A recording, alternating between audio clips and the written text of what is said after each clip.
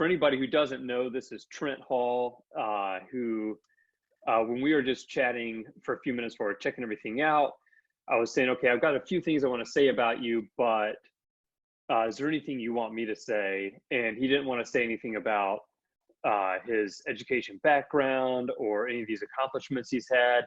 He really just wanted me to share that his focus is on helping people human better. And I think his kind of idiosyncratic way of saying that, it gives you a little bit about him too. He's got this deep passion for this kind of work. He loves to connect people and to connect with people. And he shared that really anything that's going to help people become more human or lean into their humanity, that's what he wants to focus on. That's really what he spent the last 12 years of his life doing in many roles. He's currently in human resources and has been doing that kind of work for a long time. And I'm seeing more comments saying, you know, hey, so that means you know the great work this human can do. Let's click on that next slide. And so there's his beautiful picture there. But check out his Twitter handle, grab a quick screenshot of that, and know that he does some powerful included work. So he's somebody you can have a Zoom session with, have come out to your site to work with you. And with that, I'm going to hand it over to Trent because we've got a lot we want to dig into. So please share thoughts, questions, comments through the chat and on Facebook Live comments, and enjoy. Awesome. Hello, everybody. I wish I could see all of your faces. This is kind of new for me. I'm used to kind of seeing people, but I know that you're here with me in spirit, so it's all good. I'm hoping that today you find this to be beneficial, especially with what's going on right now. It's very interesting that we're going to be talking about student voice and connecting when we're in a space where we have to be socially distant. However, I think that this is an opportunity for us to actually lean into how some of these skills and some of the things I'm going to talk about today can actually be used to help us connect with the people that we have to spend the most time with while we're quarantined, or just our family members in general. So before I move on to this slide, the next slide, this is just a slide with some more information on ways to get connected to us. And now we are going to begin. So on our first slide, I want you all to have an understanding of essentially what I hope that you leave this experience with today. First thing, I want you to have an understanding of why it's necessary for us to essentially change the way that structures are set up, mainly institutions that have to do with students. Next, we're going to learn how to get started around student voice. So student voice is a word that kind of gets thrown around a lot, and there's a lot of different ways that you can do student voice or set up student voice. The way that I've been doing it, I found a lot of success in it, and it's very much facilitator based around Socratic inquiry and things of that nature, teaching people different skills. So we're going to see what that version looks like throughout today. And then last but not least, we're going to envision how student voice circles will impact your school or your system. What we're going to actually look at is a specific school district, Francis Howe. Shout out to anybody that's listening right now. And they did some amazing work, but first they had to identify that there was a need for change, that there was things going on that needed to shift. So before we get into that story, we already have our questions that are going to be answered, but I want you to think about the journey that we're going to go on today. And this journey kind of mirrors the journey that when we're doing student voice engagements, this is the same type of trajectory we would follow. So we start off by creating and nurturing brave space and finding out what that looks like. So for us, we're going to talk about what that looks like. During the process, it is us intentionally taking time to do different activities. Sometimes they're called icebreakers. I like to call them connection before content. Reason being is I try to make sure that whatever it is that we're doing, whether it be icebreaker or not, that it's always connected to the purpose of why we're there. So if we're there to essentially understand something fundamental about our identity, about the way that we walk through the world, I'm making sure that whatever that icebreaker is, even if it's something silly, maybe 5-10 minutes, that our orientation sets the foundation for that to happen. After moving from that, it's important for us to also make sure that we set the foundation around guidelines and values, which we don't have to do necessarily today, but if we were in the same space, we would be interacting with each other, possibly talking to one another, and that would be something that we would spend time around as well. Now moving into preparation, the main focus that I want to point out today, although student voice can encompass a lot of different things, the main focus that we're going to talk about today is student voice in the capacity of listening and empathy. And we're going to look at that through the lens of the 4 dignity dispositions. So the 2 dispositions that we're going to mainly focus on, again, are listening and empathy, but we're going to look at the entire framework. And this is essentially the foundation for the work that we were doing. And when we get to commitment, that's going to be when we show the concrete tools, the lens, as well as how we captured lightning in a bottle. Because these experiences are really, really amazing, it is also very easy for them to just happen and kind of disappear. In order for us to make sure that we're honoring the students, honoring the people who are in this room, giving us their energy, sharing themselves with each other, like the core pieces of who they are, we want to make sure that whatever is brought up, especially if it's things that need to shift, things that should work a little bit differently, that we capture them, and that we're going to honor the people who are actually giving their energy in this space, as opposed to kind of letting things go by the wayside.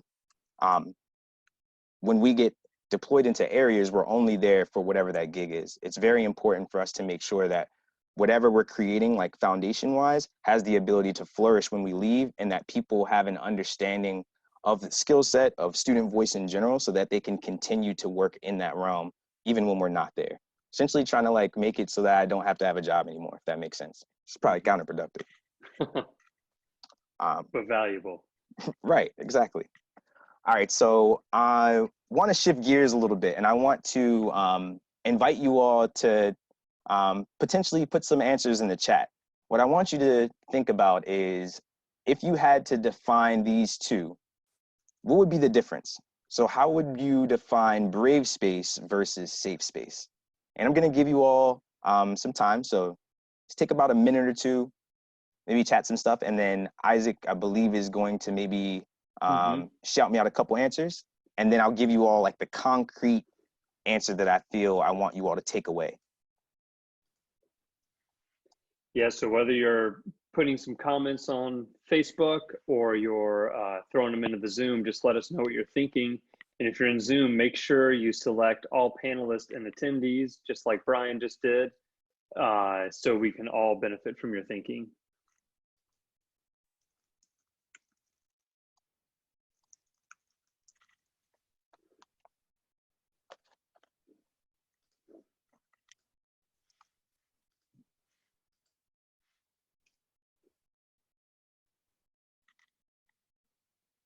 So here's just a couple of things. There's a bunch coming up and I won't be able to catch them all, but that a brave space means you're able to provide thoughts and opinions to push the organization forward. That a safe space is, it protects you from things that you don't want to hear.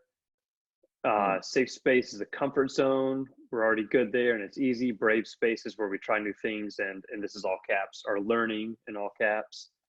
Safe is a no judgment zone.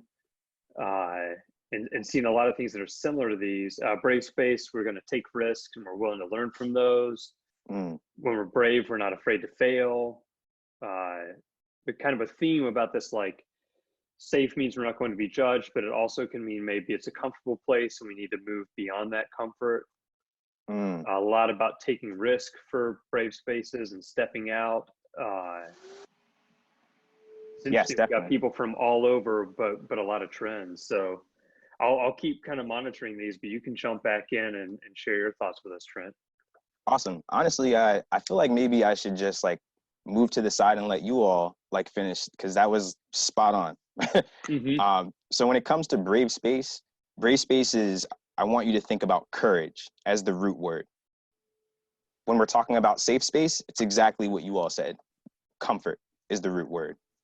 Now, when we're going to be exploring things that are difficult for us to talk about, especially in the realm of identity, race, gender, sexuality, all of these things that we should be talking about that are at the core of our humanity, but we oftentimes don't have the space or energy or ability to articulate what we need to articulate, we need to have in mind that the foundation to even create that space has to be a brave space as opposed to a safe space. Now, not saying that there's anything inherently wrong with safe space, but I thoroughly believe that if we're going to be exploring things that need to be explored in a way that's different, that's new, that you have to be willing to wade in some uncomfortability, that you have to be willing to maybe be wrong. When you're in a safe space, I highly doubt that you're able to be wrong and for it to be okay.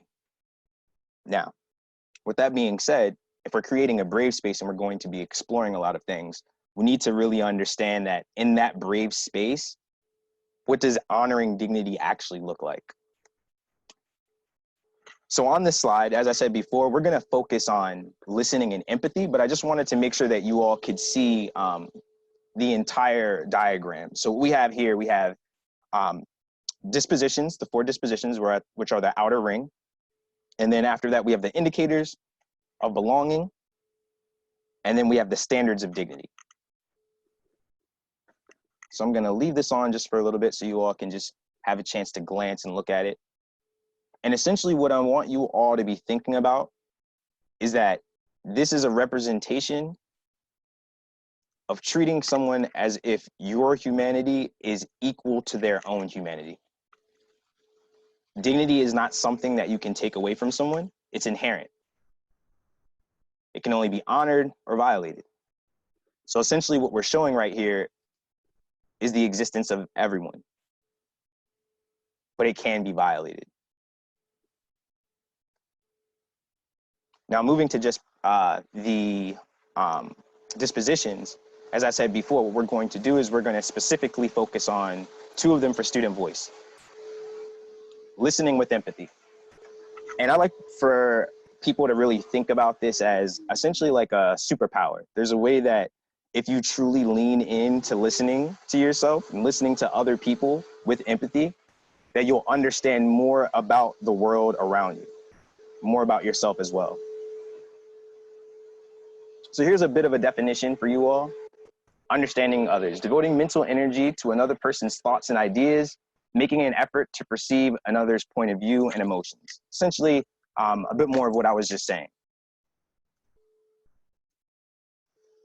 So when we're talking about listening, we're not specifically just speaking about listening. We're talking about listening with intention, listening with purpose. So listening to understand as opposed to respond is very different than I think most people are used to doing. Essentially, what we do is we wait for our turn to respond to people because we want to interact with people. And that's usually the space that we're in when we're listening, which isn't truly listening. I'm on the phone. So, thank you. And then after that is empathy. Empathy is essentially having an understanding of someone else's perspective. No problem. Empathy is essentially understanding the perspective of another person. A way that I like to imagine it for imagery is if you have 1 foot in your own shoe, 1 foot in another person's shoe, so that you can understand the way that they walk through the world without losing sight or your own footing. It is very important for you to understand your own perspective while also being able to take on or understand someone else's perspective, but not losing sight of yourself. That's essentially the difference between empathy and sympathy. Sympathy is when you get lost in the emotion with the person. Empathy is when you can actually understand the perspective and possibly help them move to a different position than they're in now. So what we're trying to focus on is the ability to listen to understand someone, and then also having the ability to take on their perspective so that you might be able to help them out of a space that might not be that good. So those are the main focuses that we used in order to have student voice conversations. Now, what I would like for you all to do is I want you all to think about these questions. I'm going to show a video in a little bit, and we're actually going to get into talking about Francis Howe now. And what I'm going to show first is before we had the opportunity to do any work with them, what the district was feeling and some of the sentiments around just community in general. And then afterwards, we're going to see, after we've done some work with them around student voice, what the students have said as a result, what things have changed and things like that. While we're watching these 2 videos, especially this first video, I really want you all to be thinking about these questions. And I believe Isaac is going to put them in the chat so that you can see them as the video is going. They're in right now, so that way you can look back and forth. And I'm sending them to Donnie, and he can throw them in the comments on Facebook Live. So if you're watching from Facebook, you can see them there as well. Awesome. All right. And just wanted to show you all. So this is the awesome logo for Francis Howe. And so what we're about to watch right now is a segment from John Oliver, and it's interesting because he's talking about school segregation. So this is specifically about what's happening. And before I pollute you all as well, I'm just going to let John Oliver tell you all about what's going on. And you're going to see a little bit about this clip, and then we're going to move on from there. So please feel free to comment, and remember to think about those questions as you're watching this. How would you answer those while watching this video? Or how might the people in this video answer those questions? Because remember, if you just assign kids to their neighborhood schools and their neighborhoods are segregated, you will have a segregated school. And clearly there are some parents who, it seems, would resist just about anything that might result in integration. Just listen to how these parents in St. Louis reacted to the idea of students from a mostly black community being added to their schools. So will this district send my son to a better school when this one goes down? We don't want this here in Francis Hall. I deserve to not have to worry about my children getting stabbed or taking a drug or getting robbed, because that's the issue. Ooh, that is not subtle. She is just a homies and a baggy pants away from full dog whistle bingo. And look, those parents are all extreme examples, but even if for a moment you give everyone the benefit of the doubt and you assume that all complaints about bus schedules or class sizes are actually just about buses or class sizes, the hard truth is you don't have to be intentionally racist to do things that have racist effects. In the 60s, if you had insisted on separate lunch counters, not because you hated black people, but just because you loved your son so much you wanted him to get his lunch quicker, the end result would have been exactly the same. And while I get the impulse to seize every tiny advantage you can for your kid, I get that. Segregated schools cause devastating harm to actual children, and not just to their education, but to their very sense of self-worth. So essentially, what was being described in that video, whether it was intentional or not, was dignity violations. And they were dignity violations on a community level. So there's a way that we're not just talking about one school, we're not just talking about a group of people, we're talking about a community that had fear, and that fear then turned into dignity violations. What's beautiful is that they recognized really early on that this is not how they wanted to move forward, that there needed to be something different, that there needed to be a change. So essentially what happened is when they recognized that some of these schools were going to have some of these students that people had fear of having, mainly black students, they recognized that they needed to do something to prepare faculty, staff, and the collective community for what was happening, for what was going to change, and do it in a way that was honoring people. So the diagram we're looking at right now, as I said before, is essentially the dignity violations. This is the opposite, like the antithesis of honoring dignity. And again, what's really important, and what I try to really lean into, and I want people to understand, is that oftentimes when we're violating people's dignity, it is not intentional. It's unintentional, or we just have a lack of awareness of how we're affecting those around us. So the intention of us having this is for us to have more awareness so that we can have more power and more agency to not fall into these traps. So this is when we get into like starting the journey at Francis Hall. So there's a couple of things that happen. As I said before, I'm gonna today primarily focus on the piece and the energy that I had the chance of putting in. But our team has had a lot of different access points and connection with Francis Hall. I, in particular, got the chance to work with Francis Hall North and Central, which was an amazing experience. And this was, it's ongoing right now, but this started around the summer of 2018. And so there was a couple of different iterations, but our student voice circles started around last year. So we had some, excuse me, some foundational work around the dignity framework that I was telling you about. We wanted people to have a clear understanding of the logic model, why we're doing what we're doing and where it comes from. After that, then it's the practicality, the actual rubber meets the road, like doing the things that actually have to connect to student voice. So what we have here is a bit of a longer timeline. And shout out actually to Francis Hall, because this timeline was done by them when we presented together before. So it gives you a bit of a background of what I was just speaking to. And what we're about to watch right now, so we watched that first video, and that was before any of this happened. I just gave you kind of a crash course on how long it has taken, even though we're continuing to still do it, the journey is still on.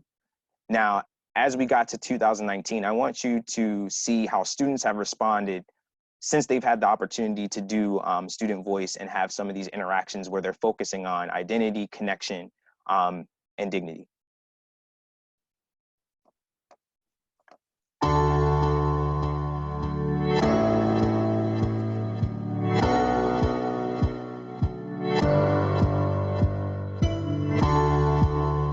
Actually try to avoid talking about the climate last year. I feel like the climate last year was very negative between administration, teachers, and students. It's like we had run out of passion to come and actually learn, which stunk, but that's what it felt like. I honestly think that there's been a spark that has been reignited. Now it's just an overall more positive community. People want to get to know each other. People want to talk to each other. I've noticed teachers being a lot giddier, happier. I've noticed students helping each other out a little bit more. People have slowly opened up to learning about others, to understand more. And I feel like the school as a general, everyone, has slowly opened up more to talking to one another, to building a better community, to laughing. It's more passionate, it's definitely more positive, it's more inclusive, it's more welcoming. People feel like they can actually come to school and actually have good times and not have to worry about other things.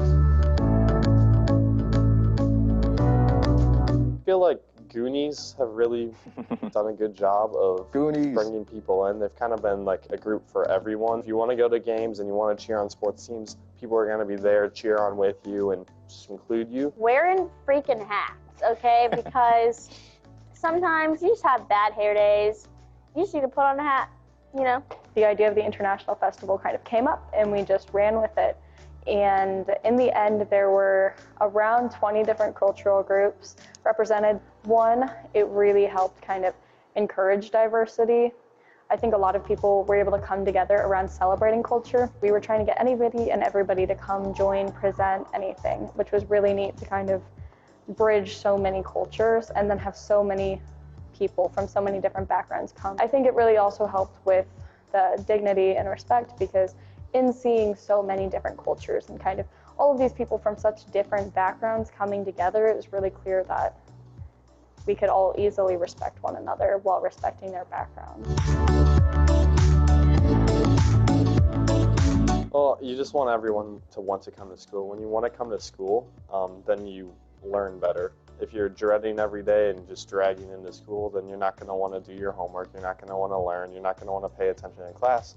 And this is stuff you could really use in your life going on. This can really set you up well for your future. So you want to get people involved so they come to school and are happy to see friends and happy to be part of groups. You're spending so much time with each other. I'm here more than I'm with my family.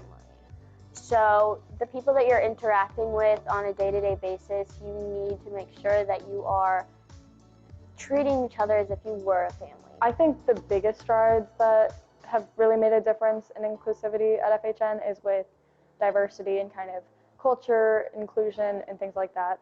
I think there's been a huge shift towards really kind of including all individuals and everything and trying to represent everybody's culture, their gender identity, trying to just kind of be accepting of who everybody is. Having that inclusive environment just gives people support. At least somebody in this school is going to be there for you academically or emotionally.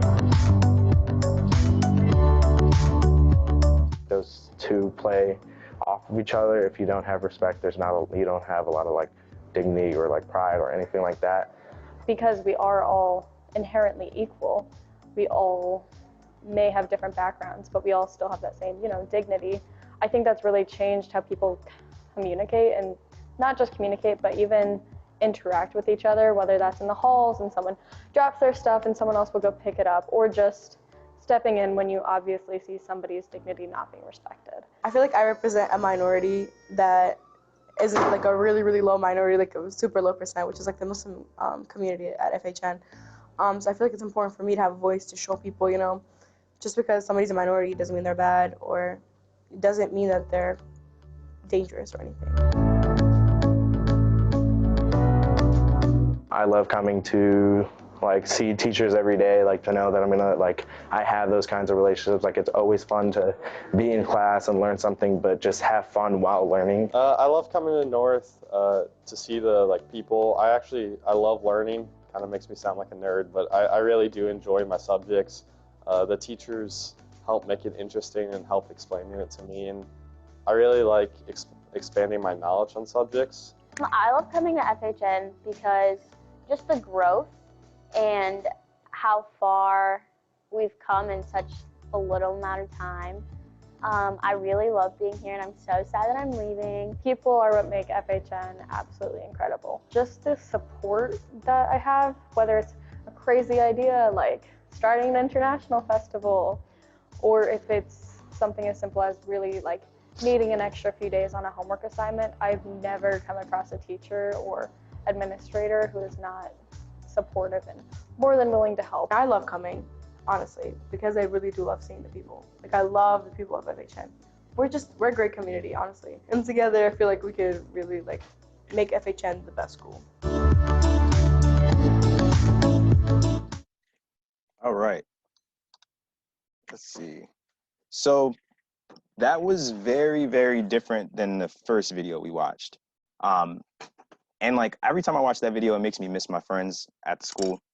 But you can see that there is like a drastic or a tangible difference in the way that people feel being at the school, whether it's them feeling more valued, whether it's them feeling like their ideas actually have the ability to exist in the school and that it has the ability to change this culture in the schools for the better. What you just saw was palatable change. What we're going to go through now is I'm going to show you what mechanisms we went through, what things we learned that led to that understanding that you just saw. So the first thing that we're going to do is we're going to actually have a lens. And what I want you to think about is for my fellow glasses wearers, if you wear glasses, if you don't have your glasses, it's very hard for you to see the world around you. This dignity lens, I want you to think about this as glasses that you can put on that will allow you to see the way that you walk through the world and the way that other people walk through the world more clearly. And from the framework and perspective of dignity violations or dignity being honored. So this is a concrete lens to identify the way that we interact and walk through the world from the perspective of dignity. I'm gonna break this down. And if we were together in a group, we would spend a lot more time on this than I'm going to right now. And we would also do a drill where we would have a chance to debrief this as in small groups. And then as a collective, we would mine out the important like teachable nuggets, the things that people find themselves leaning into, or they find themselves like understanding about their own perspective and the way that they walk through the world. So I'm gonna start off with the top. At the top, we have a triangle and we have two arrows. We have soft behaviors and hard behaviors. What I want you all to think about, what I'm gonna ask you to take this like mental journey with me really quick. Any behavior or any action exists in that triangle. What I'm saying is essentially anything that you can do exists in that triangle. Now, the reason why soft and hard is quantified is because there are different ways that we can quantify behaviors. So for example, a soft behavior might be something like someone giving you a compliment or someone being patronizing to you. Now, that can arrive one of two ways. Someone can honor you and do a soft behavior, or someone could violate you. Same way for hard behaviors or hard actions. So essentially, someone yelling at you because they care enough about you for you to do better might feel like it's a dignity violation, but they actually care enough about who you are as a person that they're trying to help you do better. So that hard behavior can also be, could be a dignity violation or dignity honored. What I'm trying to communicate is that all behaviors, all actions exist in that space, whether they be hard or soft. Now, they get filtered through your way of being and your intention. This essentially means that no matter what action, no matter what behavior that you do, your way of being, which is essentially where you are in the moment. How are you feeling? Did you wake up on the wrong side of the bed? Did you get up late? Did you eat dinner? Did you have an argument with a loved one? All of these things impact the way that we walk through the world and impact the way that we interact with other people. So what I'm saying is that any behavior, any action gets filtered through your way of being. Essentially, how present are you in the moment? Not only that, it also gets filtered through your intention. And what I mean by intention is, what are you doing it for? The why. Do you think about the why before you make your actions, before you behave in a certain way? I know there are times that I don't think about my actions, and then that means I'm not really aligned with my intention. So what we're asking people to do is have an awareness of any behavior or action that you do is going to get filtered through how are you feeling right now in the moment, which is your way of being, and you need to be thinking about your intention, which is essentially, what am I doing this for? Now, when you're doing that, what I'm suggesting is that no matter what, there are one of two ways that it can arrive. You could essentially arrive in a space where you're honoring the dignity of yourself or other people, which is essentially saying that all of who I am, the sublimation of my humanity, my strengths, my weaknesses, my fears, my aspirations, all of that is equal to yours. Dignity violation is when I'm saying that essentially you are greater than or less than me. Your fears, your aspirations, all of who you are as a person is greater than or less than who I am as a person. Now, this is a lens that we're going to walk through the world with. And I'm just asking you or inviting you all to use this as a lens. Like, look at the way that we walk through the world and we interact with people. Can you think of times that you might have been feeling a certain type of way, like how present you were, and it affected a behavior or an action that maybe allowed you to treat someone in a way that you didn't want to treat them?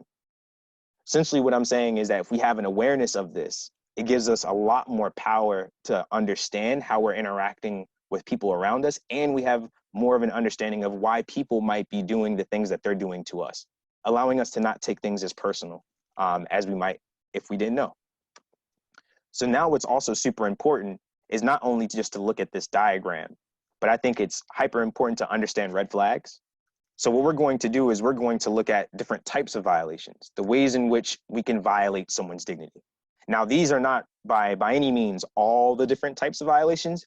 What I'm suggesting is these are the violations that tend to pop up most frequently when we're interacting with someone.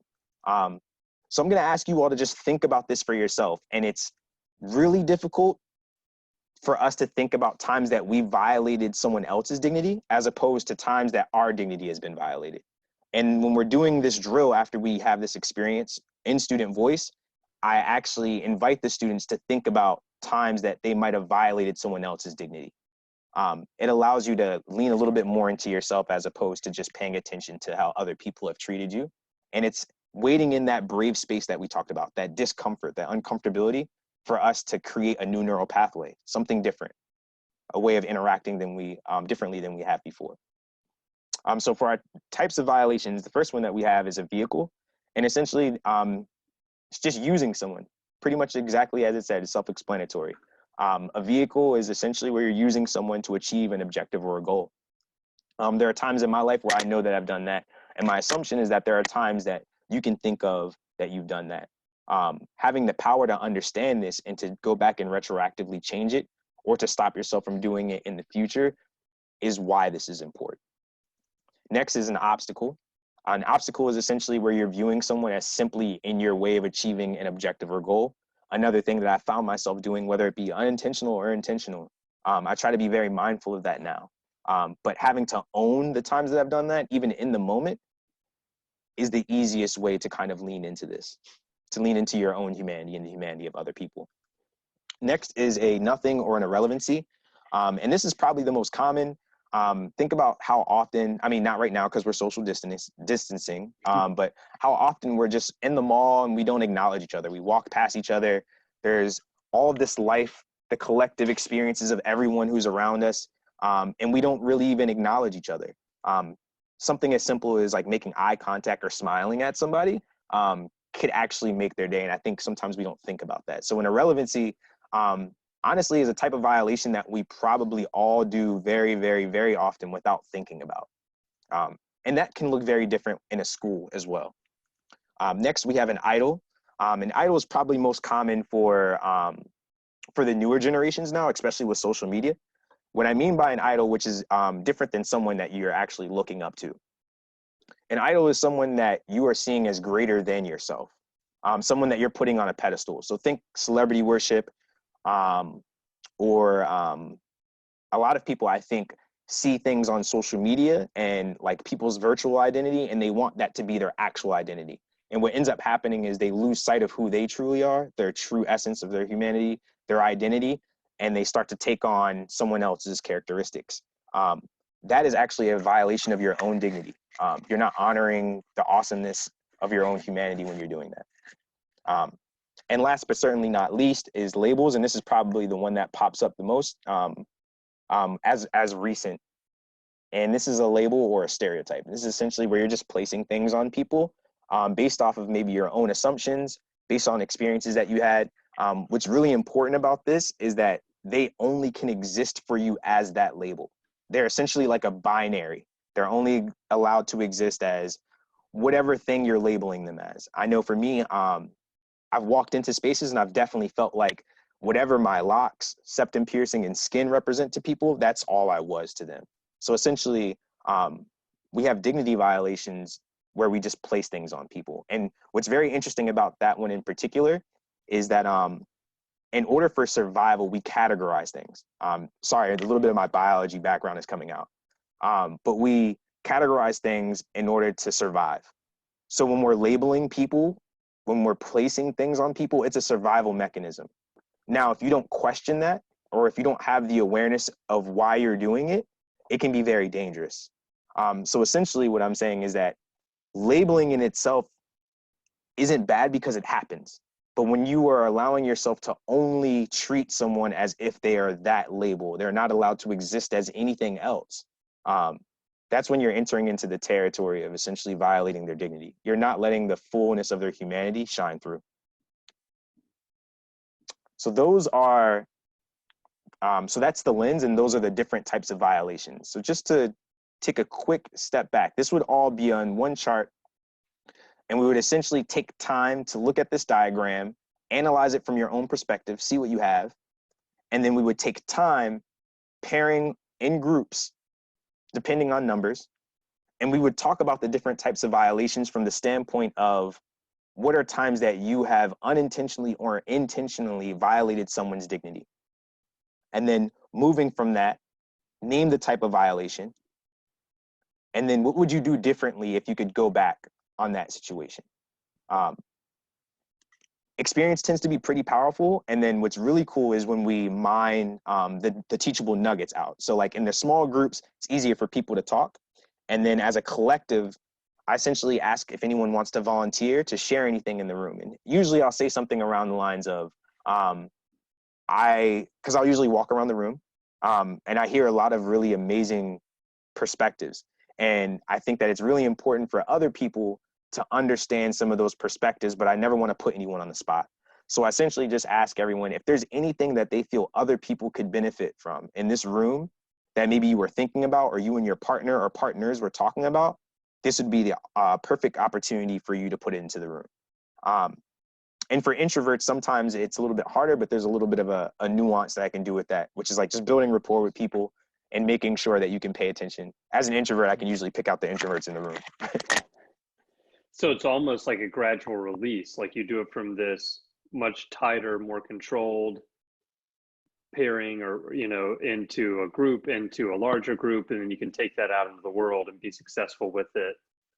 Exactly. And it, so there's, as I said before, with the idea of like connection before content, there's always intentionality behind every experience that I'm trying to create. So it's important for us to understand this material, but it's much more important for the experience that's coupled with it to solidify in your brain and for you to be able to unpack that experience. So you're having this small experience, which is easier for you to talk about things that might be difficult to talk about, like violations that you've done to someone in your smaller group. Then as a collective, we come together in big group and we get a chance to talk about those little pieces, maybe not as personal as you talked about in your small group, but those nuanced learnings. So as people are talking to each other, things pop off all the time. And you'd be amazed to see how many amazing ideas students just come up with just on the fly with minimal effort. it's just beautiful to see. And you capture those, and then you essentially make sure that they're codified so that they exist as a piece of the entire experience throughout. Not only that, you get them to focus on this lens and use the lens for the rest of the day. So for the rest of the time that we're going to be together, whether it's 3 hours or 6 hours, they're going to be looking at each other and looking at the different experiences that we're having through this lens, through the lens of dignity honored and dignity violations. So moving on, we have our lens. It's and I also had a quick question, if you don't mind, if this is a good time for it. Yeah, do you want me to go back to the other slide? Well, it's related to that. So we had a couple of thoughts coming through I think a lot of people are curious about. One is this idea of where does competitiveness kind of fit in with this idea of dignity? And when can competitiveness be violating dignity, and when is it not? Gotcha. So it's interesting. I'm not like a super competitive person. However, competition is really important because I think what ends up happening is you have innovation when people are competing against each other. I think if it's framed from the perspective of we're competing because we're essentially trying to make each other better, we're not competing because I'm trying to undermine you or I'm trying to show that you're less than me, then I would say it can still be in alignment with dignity. And I would believe personally, from my standpoint, that that's the truest essence of competition, which is like sportsmanship, treating people as if they're equal to you, even if you feel like your skill set might be a little bit better. The whole point is that that competition is there for you to set up an understanding of your skill set, not an understanding of who that person is as a person. And I feel like sometimes when we get in those competitive modes, we end up forgetting that we're competing around a sport and not necessarily competing to say that we're a better human being than someone else. I wish I could see you all so I could see if that answered your question. No, that's powerful. And then one more. And also, if I don't answer, if there's a point where I don't answer a question from you all that you want me to speak to more, like you have my social media, you can DM me and I promise I'll respond. Yeah, and I'll throw that in just a second again too. And then, and some of these questions we won't get to, but some of these are really key to what's happening right now, I think. So one let's hit is just clarify when you work with students, when you work with educators, and when you work with both, and kind of how that partnership works and grows. So when we're talking about the true essence of student voice, making sure that we're going to be doing things that are going to have lasting change, I personally feel that it is beyond important to make sure that you have students as well as faculty and staff represented. Now, there should never be more faculty and staff represented than students. Like rule of thumb, say we have 50 people, we should have like maybe 5 teachers, and then the rest should be students. So we have like the main groups are students, and then there's a adult or a faculty member in each. And the point is for them to also make sure that they're on the same playing field. So we level the hierarchy. It's really important to make sure that there isn't a power over dynamic on any level, and that we're all approaching this process as human beings, exploring pieces of our identity that we feel comfortable with. And so what also was important is it might feel weird for teachers or faculty members to be on that human level because they have been in this power position. So it's all about what you feel comfortable with in that moment, but recognizing that using something as simple as using a first name, which teachers might feel really uncomfortable with, it changes something for students in their mind. It allows them to connect with you on a more fundamental level. So when we're creating these student voices, for me personally, it's really important if I'm going to get like the biggest bang for your buck, and you're going to actually make sure that like what we just saw, that people are collectively having an understanding of how they want to treat each other on the student level, faculty level, and all the above, is to actually make sure that they're having the experiences together. And it's collectively understood from the admin standpoint that this is something that everyone is going to be a part of. This isn't just a one and done or something that we're going to do for a little bit of time and then wait for the next initiative. It has to be something that there's a committed group of people maybe around, or that the entire community is really committed and understands the process that student voice is. Again, That's this awesome. is so No, thank you weird. so much. This And is so people are weird. saying like, hey, that's great. Good answer. Thank you. Yeah. So Thank keep you. trucking. I'm not going to interrupt anymore, but I thought those were really, really added some depth to the conversation. Gotcha. And seriously, please, like, if I don't answer anything or you need more, please, like, actually message me, because I'm like losing my mind right now, feeling like I'm not answering what I'm supposed to be answering. No, you're nailing it. Keep trucking. All right, so now we're going to move on to the tool. So we had the lens before, right? So we have our lens, our glasses. We understand how we're going to look at the world so that we can figure out if we're violating dignity or honoring dignity, and how we want to lean more into the honoring of dignity. Now, in order for you to actually bring that into the world, we need like a tool or something actionable that we can do. So what we have is reflective listening as a skill. And my assumption is that you all understand something around reflective listening. Actually, honestly, I feel like probably most of you do this naturally, like you're just natural reflectors, or you might do it, but you might not have an awareness of why you reflect or when you're reflecting or what types of reflections that you're doing. So as I've said before, it's really important for us, to have a tool, but for us to also make sure that we have intentionality behind what we're doing. So essentially, reflective listening is a way for you to actually wield empathy and lean into empathy, because it's something that you can't really teach. You have to kind of unlearn things. But reflective listening and figuring out how to listen to someone to understand is the easiest way for you to kind of stumble upon empathy. So what we're going to do is very similar to what we did before. This is another sheet that we would get, and essentially this is a drill that we would do, and I would do this lesson really quickly, and then we would have a drill that was connected to this where we would get a chance to practice this activity and practice reflective listening in tripods. So the first portion of this is reflective starters. So reflective starters are essentially the ways that reflective questions or reflective statements start. So what I'm hearing is what you're saying, you're curious if these are all different ways that you're essentially holding up a mirror for someone and pointing to a specific part, or starting to point to a specific part and say, hey, is this what you're talking about? Is this what you're putting down? Because I want to make sure I understand. So a lot of times we might not have an understanding of these reflective starters. We might just do it naturally. When we're doing student voice, there's a larger sheet of these starters. And essentially what we get them to do is go through, and we want you to pick maybe 2 or 3 that you feel comfortable with, ones that you tend to naturally use anyway. Then we get them to pick 2 that they've never used before. And then one that like you feel like you would probably never use. Maybe what would make like your palms sweat a little bit, maybe a bit uncomfortable. And then after that process, we ask them to hold that to the side. So now that we have an understanding of how we start our reflective statements or reflective questions, how do they end? So now we move into the different types. We have foundational and advanced. So it's pretty much, I have the equations up here instead of the definitions, because I was trying to be fancy, I guess. But the definitions I'm going to go through for you all, and they're pretty self-explanatory. So for reflective listening, a verbatim reflection is just like the equation shows, A equals A. It's the same exact thing.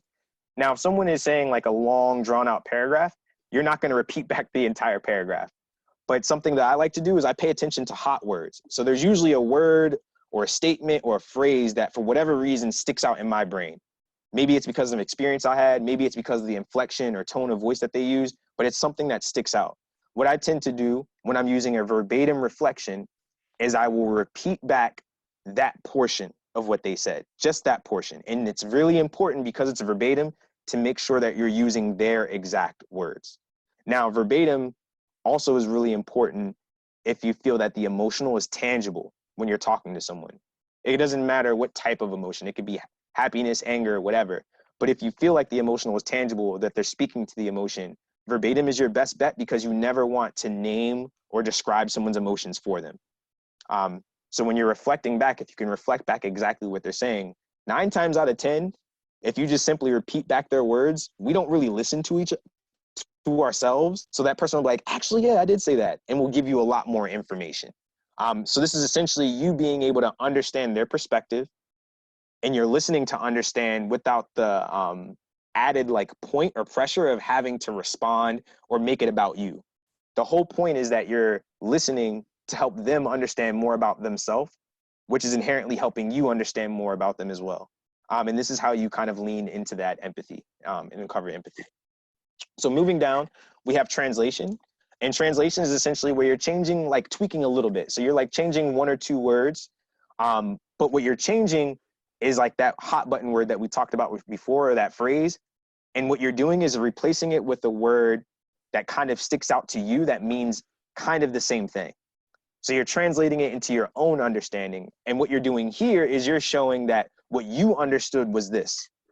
Now, if that's not what they were trying to communicate, it's actually a beautiful gift when you reflect back something and people say that's not what I meant, because they're going to give you a lot more information about who they are, about what they were thinking about if you're wrong, as opposed to if you're right, they'll just be like, yeah, that's exactly what I said.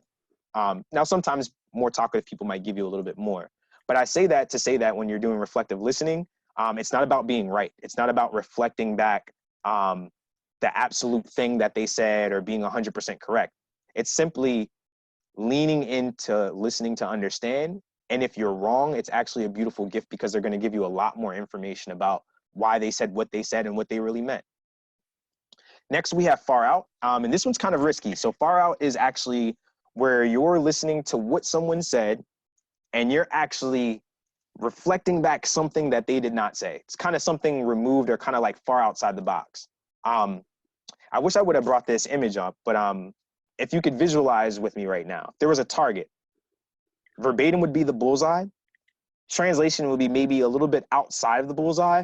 Far out would almost be like you covering your eyes and throwing it at the board to see if you even hit it, to see how big the target actually is. What ends up happening when you do this for people, when you say certain things that are outside the confines of what they said, it develops a new thought for them. Essentially takes them to a new place and allows them to think more critically about what they were already thinking about, because you're introducing new ideas. It is a bit risky, so you want to make sure that you have rapport when you're doing this. You essentially like have enough rapport that you're connected with someone, because you don't want to say something that's too far-fetched that they take the wrong way. And then the advanced reflections. So we have unstated feeling. And if you look at the equation, A is a capital letter, it's black, it has lines, some points, and it's on the computer. The unstated feelings are all the things that someone is saying that they might not actually be communicating verbally. So it's like the music behind the words, if you would.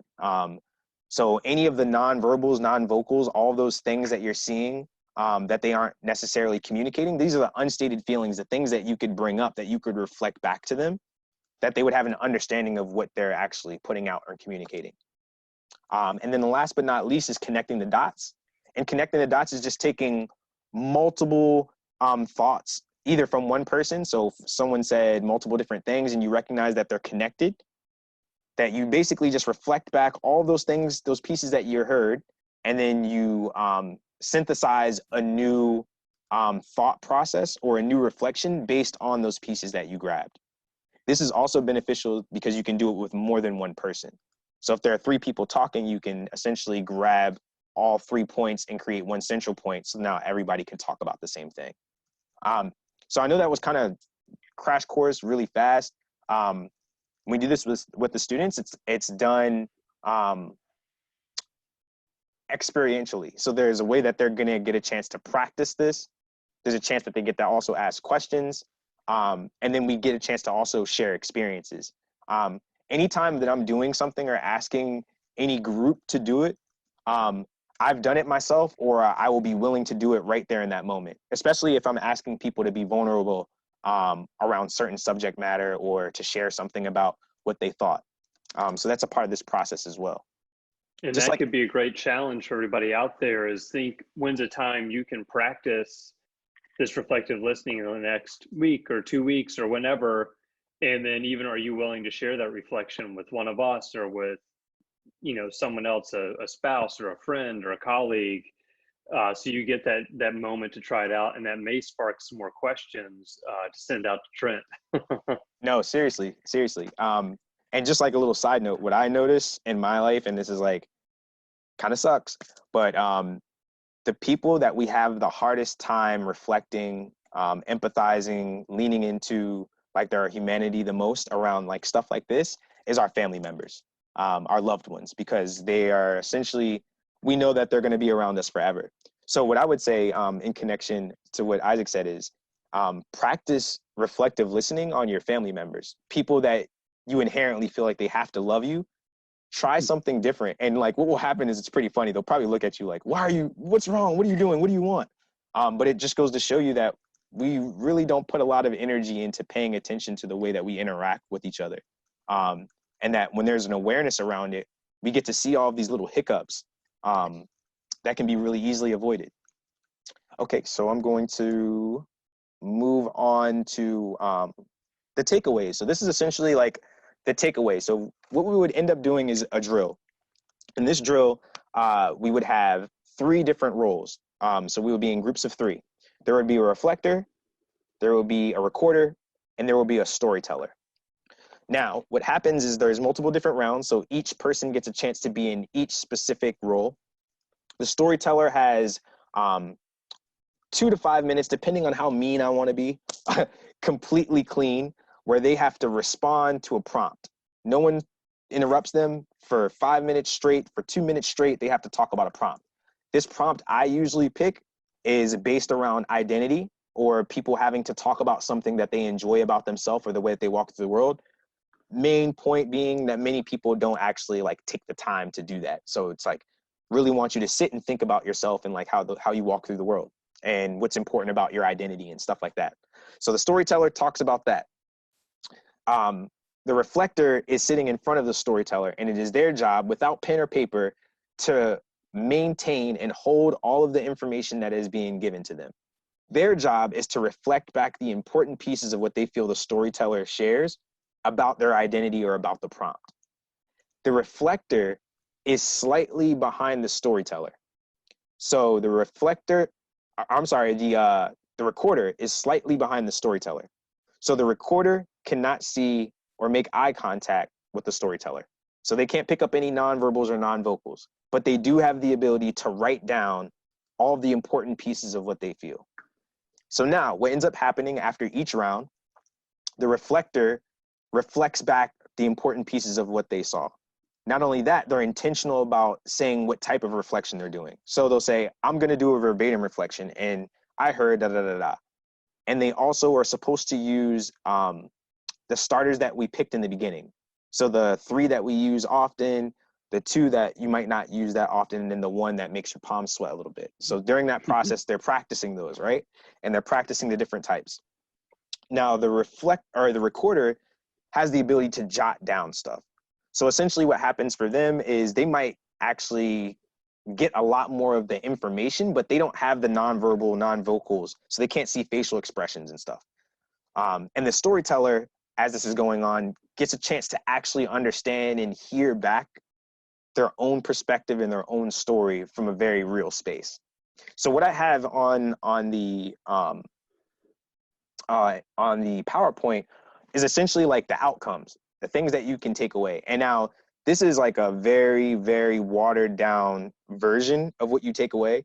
And I'm not gassing this, but anytime that I do this drill, the most profound things come out from people that it's not even funny. It's the hardest to actually cut this drill off because people start picking up on little small nuanced things like the way that they communicate or what they speak to. So you start recognizing that maybe you're more of a feeler than a thinker. What you listen to when you hear people talk is emotions and the context of emotions as opposed to empirical data or facts. So all these little small nuanced things come out, and it's like very beautiful because it essentially gives you a clean understanding of how you interact with the world around you and how you talk to people, and then how people interpret you. And then you're also practicing a specific skill that's going to help you get better if you truly lean into it. And not only help you get better at like something mechanical, but help you get better at being who you are, the essence of who you are as a person. So what we have here, like I said, are just kind of like the crash courses. So as the reflector, what your takeaways are, a sense of clarity and understanding as it relates to the experience of another. This breeds the ability to empathize while providing a template equation structure to do it on purpose, or to do it with purpose. The reflected person has a true sense of affirmation and appreciation for being truly heard, which does not happen very often in our society. The person may also gain some new insight or perspective on their own experiences and feelings by hearing them removed from their own mental filters. And like that is very, very important. A lot of the learning that happens for students happens during this process when they're hearing someone else respond to, or I'm sorry, repeat back and hold up a mirror to what they're saying, especially in the realm of identity or in the realm of like things that we want to change and shift about ourselves or about the school community. And then the final outcome for the entire thing is that it creates this foundational approach for relationship, connection, community, and honoring dignity. And this is something that is very, very low tech intentionally. You can do this without anything. You don't need any materials. You can do this with 2 people. You can do it with 3 people.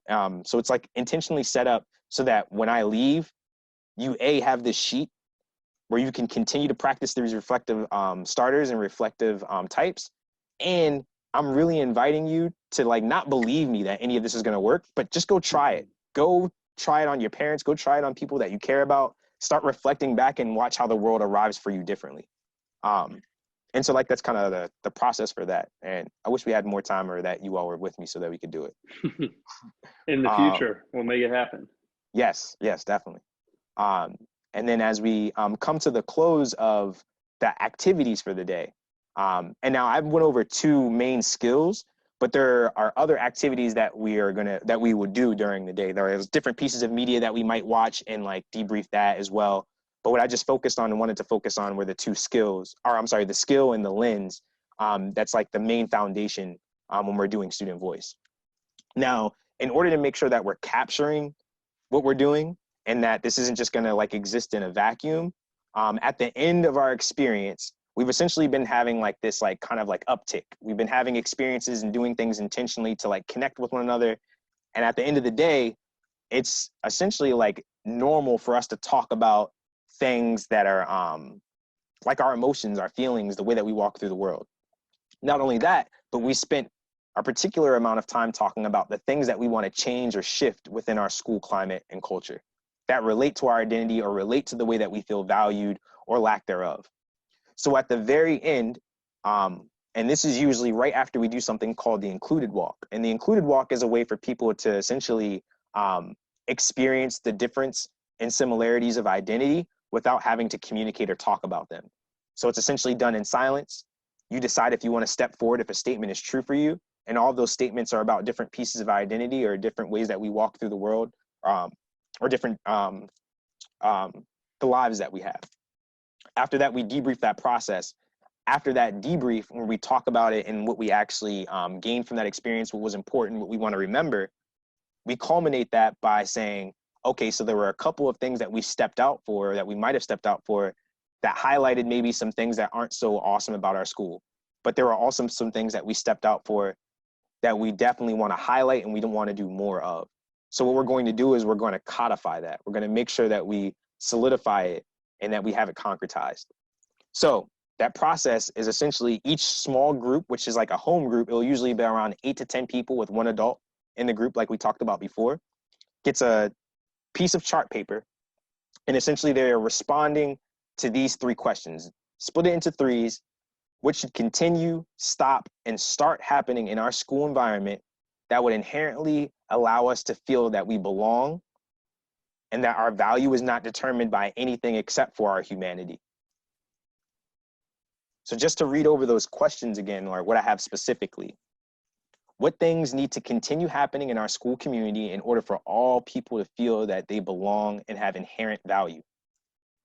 What things need to stop happening in our school community in order for people to feel that they belong and have inherent value? And what things should we start doing in order to make everyone feel that they are truly a part of this community and that they have inherent value? Now, it's not just important for us to chart this and for us to talk about it, like report out and share it with everyone, but it's way more important for admin to understand that the reason why we're creating this is so that it can actually be used to change things in the overarching school community. If it's not done that, then it essentially undermines the entire experience that students have. Also, I think that in the past, what I've recognized, if there isn't something where you're concretizing or solidifying the experience that you had together, it can feel very ethereal and hard to like grasp onto. So essentially what we're doing is we're trying to create something tangible, something that you can go back and look at. But not only that, for admin, depending on how serious you want to be about this, you now have a blueprint of what low-hanging fruit you can actually start to change, shift, put energy into that will honor your students and your faculty in the school. An example I can actually give, and this is like really cool. I think it might have been at Francis Howell, actually. There was a student that mentioned that they did not feel that people should line up in boy and girl lines in gym anymore because it made them feel weird. We had a discussion around that. Other students felt the exact same way. The next day, that was not done anymore in gym class.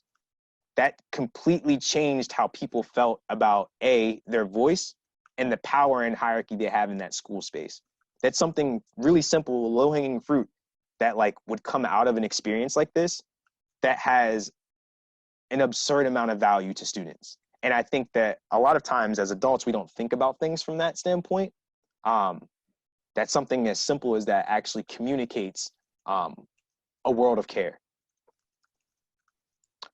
Something that's also very important to mention is that when we're doing this process, I like for them to understand that you're not only doing this from like the structure of like school, like what things could the school do differently or start doing or stop doing, but what could I do from an individual level?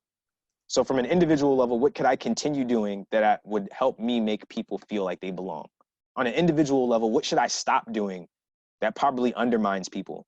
And on an individual level, what should I do or start doing that might actually help people feel more connected? And then the structural and institutional level would be the rules, regulations, things that I said before. Like playing music in lunch was another thing that students wanted, and it drastically changed the attitude of students and fights and stuff like that. It's just really simple things, treating people as human beings and listening to them have dramatic effects and definitely impact the well-being. Yes, so. And as we close out, Trent, I'm going to have them just continue to share thoughts and questions to us. And we'll track those. And then I've reminded them that if they have questions we weren't able to get to and things like that, they can send them to you, Trent at thecorecollaborative.com, or to myself, Isaac at thecorecollaborative.com, and we'll get them deeper responses as well. And of course, this will be posted on YouTube sometime tomorrow, so people can review and rewatch. So that means I have to see my face? Yeah, you get to. Cool. And I guess just to end before we go into questions, as I said before, this is a journey. So this is something that's ongoing. Although it is important to think about times when we might not be going back, what is beyond important is to make sure that when we're doing all of this work that we create a foundation so that even if we're not there, that this student voice and that the essence of what we're talking about and what we talked about today can exist in school, outside of that space, and that people can actually take something with them to make themselves better human beings, superhumans, you know? But yeah, it's about it that I have for you all. Just wanting your awesome questions. Yeah, and so what I'll have people do is just kind of throw those in the chat or comments or share them with us, and we'll get to them. But let's click on through and share out just to respect people's time. First off, we just want to say we know, even from the comments here in the chat as we started, that all of us are dealing with some difficult times and some things that we never imagined. And so there you can see a quick bit.ly link. That's TCC-and-COVID-19 for a message from all of us, beautifully worded from our leader, our head man in charge, Dr. Paul Bloomberg. And this image is meant to be two things. This could be a sunset or a sunrise, and we're choosing to see this new horizon as a sunrise. So if you'll click on, we are, upset that we've are not able to do our Minefield 2020 because we want to respect everyone's health and keep us all safe. But we are already planning for 2021 and pumped about that. It's going to be amazing. So keep an eye and an ear out for that. And if you'll click on, we want to highlight 7 ways that we can keep learning with you and that you can keep learning with us. First, we're going to be creating some Canvas courses that are going to be completely free just for you to check out, for you to really dig into student ownership of learning. And if you'll click again, Trent. Another way, of course, are these awesome Third Thursday webinars led by amazing people like Mr. Trent Hall. And if you click on one more, you'll see our next 2 coming up are Tom and Michael, really digging into learner-centered grading and problem-based learning. Those are going to be 2 powerful things that you'll be able to take, just like what you got from Trent, and use in your class, your school, your system. If you'll click on one more for me. Core Chat is something relatively new, but it's been really powerful. Every Tuesday at 6:30 p.m. Eastern. And if you'll click on from that for me, Trent. So yeah, 6:30 Eastern, Tuesdays. Here are the next 4 coming up. So please join us for those. If you're new to Twitter chats, no problem, reach out and we'll send you a little video to teach you how to do that or talk you through it. But another great way to share your learning with this community.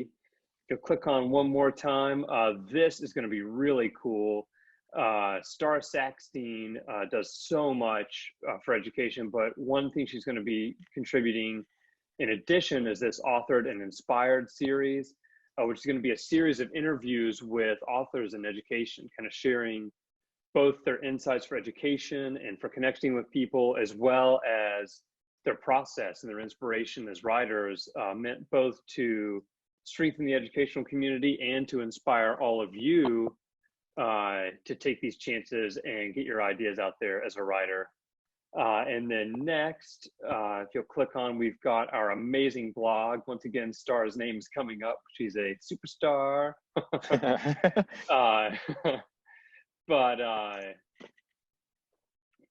Sorry, with that, that's our blog and the core communique. We have that email blast that goes out, but also we'd love for you just to keep in touch. Check out that blog. We also highlight our amazing webinar leaders on that. Then here you see we've got our YouTube channel. You've got to have those models of success, and we want you to share more videos with us that we can highlight the great work you're doing. But anything you're wondering about, especially related to student ownership of learning, we've got some great things on there. Click on one more time. The whole world is on Facebook. But here's a couple of groups we really want to highlight. Check out Hacking School Discipline. You can screenshot or grab your phone and do a quick pic of this. Hacking Questions, Leading Impact Teams, Teachers Throwing Out Grades. 4 of the many great educational groups on there. But those are brave spaces. They're places where you can feel safe and comfortable, but where people are taking some risks in their classrooms and their districts. And if you'll click on one last slide, I just want to say thank you so much to Trent for your wisdom and your insight and your passion. And we really appreciate you. You can take a quick picture of this. These are all ways to keep in touch with us and for us to keep in touch with you. And as we sign off, as we always do, we just want to say thank you so much for sharing your 2 most valuable assets, your time and attention. We're the Core Collaborative, and until next time, have a wonderful end of the week and a wonderful weekend, and we will see you again soon. Thanks, humans.